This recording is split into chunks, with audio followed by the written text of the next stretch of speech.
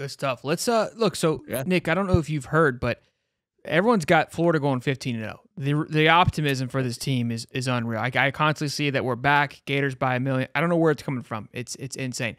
But no, in all actuality, there is a lot of, I feel like, beat writers, and I even commented on three guys. I feel like the optimism out of y'all's camp seems to be a little more upbeat. There is more articles. You've got ESPN analysis kind of saying, hey, don't sleep on the Gators.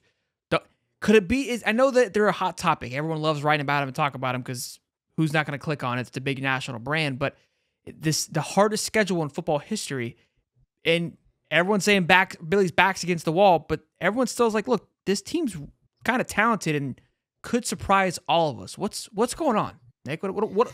I mean, I've been telling y'all this. Nobody wanted to listen, but is everyone just watching the show? Is that what's happening, or what's going on? I think Florida's roster is better this year than it was last year. The schedule is going to be brutal.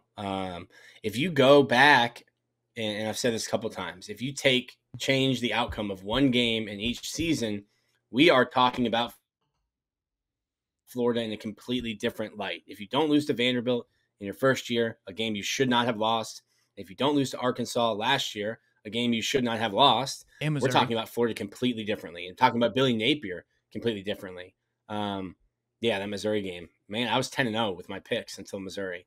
That 4th and 17 got me. I think Florida, there is reasons for optimism, but you still have to put it together on the field.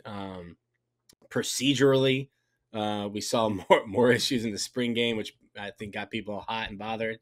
But you're going to have to do it. And to me, the spring is always a time for positive stories. No one's playing bad in the spring. That's when you get your excitement.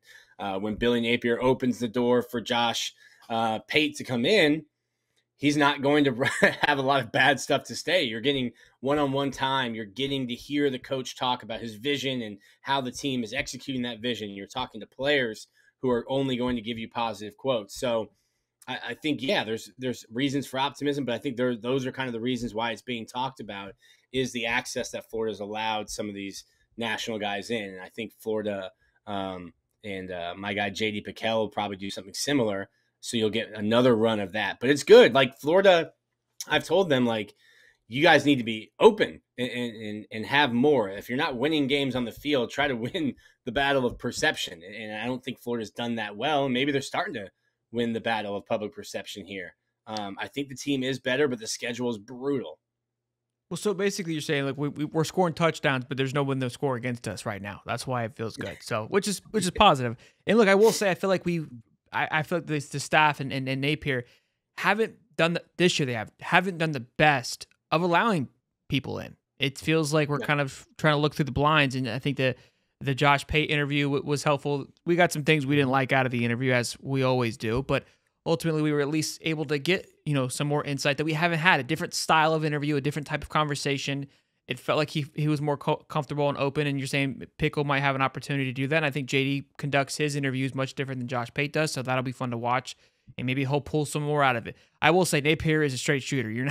It's hard to get that guy to sway off the ship any which way, so I don't know how much more we're going to get from him. But yeah, he the one thing I've learned from him is he's not going to – he might not tell you like the whole truth, but he's not going to outright lie or be deceptive. So you might have to read between the lines. And I think as we get to know him better, like the local beat, we're able to kind of do that. But like, it's always funny, after like a Monday press conference, people are like, he didn't say this. And I'm like, well, if you like look at the way he's answered, he's didn't want to throw a player under the bus, but he's told you without telling you the answer to that. So you kind of have to read between the lines. But yeah, it's not a Lane Kiffin press conference. I become a Billy Decipher. I would like to say I'm an expert, because when I do a recap of his interviews, I'm like, guys, if you take a look, it's like the Bible, right? Like I feel like when God's typing it, right? Like he gives you a whole bunch, but there's a few things you're trying to pull through there. It doesn't give you the full bread and potatoes. So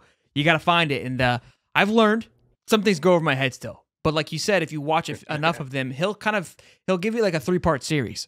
But by the third interview, you get your answer finally. It's like thank God that guy asked that question, because I've been waiting for the trilogy to close here. It's funny that you said that. So it's very refreshing that I'm not just some crazy lunatic over here just assuming this shit. So thank you for confirming my nonsense. There you go. Yeah, and look, like I don't want to get off the topic. I wanted to get my stuff in here, Sheldon. I know you. You're like the Energizer Bunny. But, I mean, like, you look at it, too, like, the first half of that season, you're playing a lot of new quarterbacks and a lot of new systems, right? If you can get through that first half of that schedule and build up your momentum towards that second half of that schedule, maybe you do pull off an upset against an LSU, or I would probably say Georgia right now. They got a lot of talent. But what if you did that? Or what if you Florida State with their new quarterback, who is really, I don't think he's that good anyway.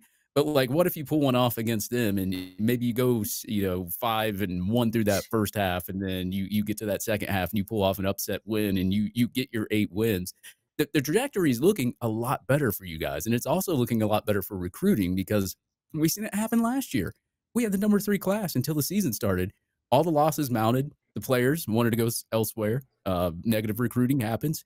Think about what happens if you turn the tide and you win. Wouldn't it be like the ultimate story if Billy Napier had the hardest schedule in college football and somehow managed to keep his job, on top of recruit a top 5 class, on top of DJ Lagway starting next year? That's going to be a lot of buzz. Talk about a big momentum. Yeah. Yeah, that's the other thing. There's been no momentum going into either of the off seasons. Yeah. They have fallen on their faces in mud each of the last 2 October, Novembers, to get any kind of momentum. Now, I think you need to catch wins early, because you're going to catch hands late. Like, I look at Georgia, at Texas. I don't trust this team on the road. They've given me no reason to trust them on the road. So when you say FSU, I think, I think you can beat FSU. I'm not a huge believer in DJU, but you're playing on the road. Yeah, that's scary. And I don't know how the operation travels, because it has not traveled well. It travels like milk outside in the truck bed.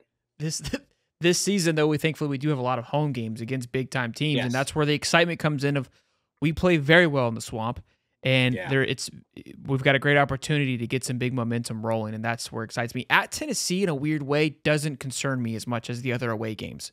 I don't know what it is. It's probably more like a decade and a half of Tennessee finding new and innovative ways to lose to Florida. That could help.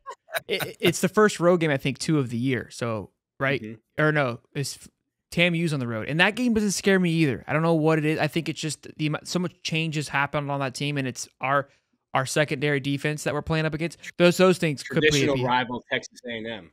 As the SEC would like you to believe.